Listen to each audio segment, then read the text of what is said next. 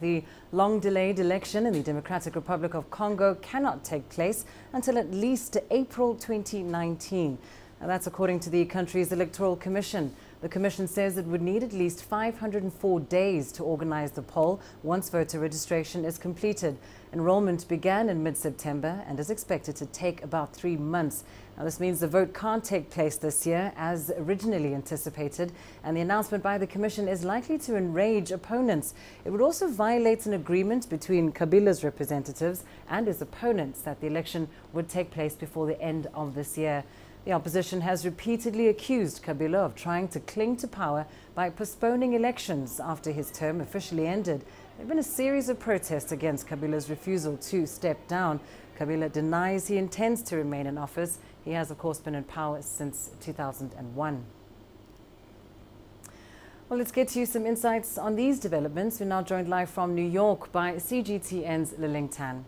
Liling, of course, the UN Secretary General recently said that holding elections would be critical to the stability of the DRC. What's the likely response then by the UN to this latest delay in holding these polls?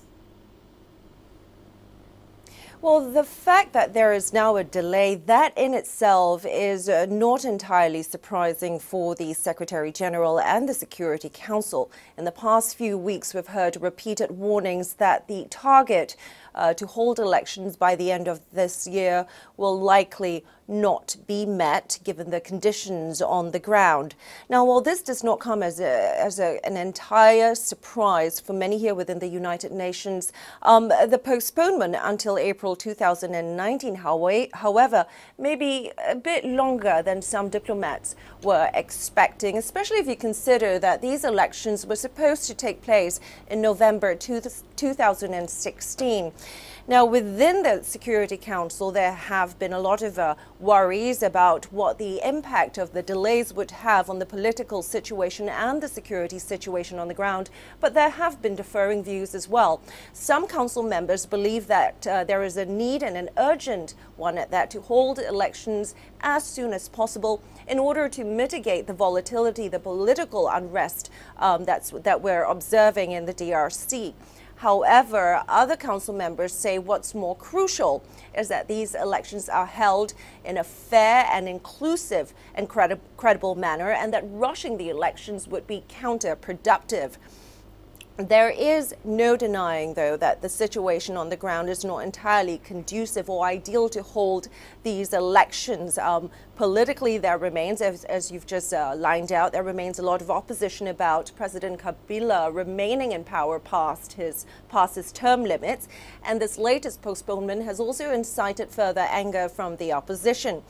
And even though we are hearing some progress made in terms of voter registration, with the number of voters now at more than 40 million since mid-September, we are still seeing a lot of volatility and clashes in the Kasai region between militias and government forces. So all of this has also deepened the humanitarian crisis in the DRC, which is already one of the worst on the continent, with more than 7 million people now in need of aid. And as you say, Liling, of course, there are humanitarian and political obstacles to holding an election this year. But we know that officials keep citing logistical challenges and financial constraints as impediments to an election. Has the international community considered intervening in this regard with funding or helping to organize an election if it were necessary? That's a very key question, because the financial constraints here is one of the key challenges to overcome.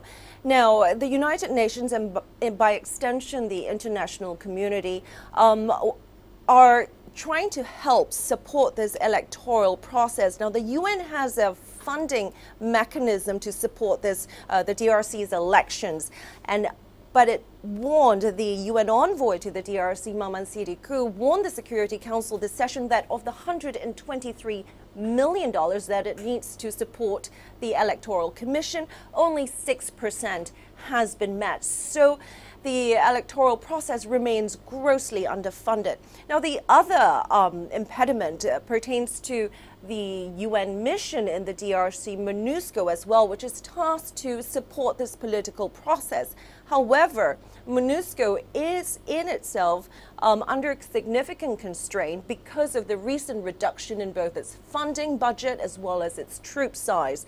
So it's working under these conditions, which has limited its ability to not just address the security situation, but also support the country's political process. And we heard from the Secretary General's most recent strategic review warning against any further cuts to both the troop size and the budget.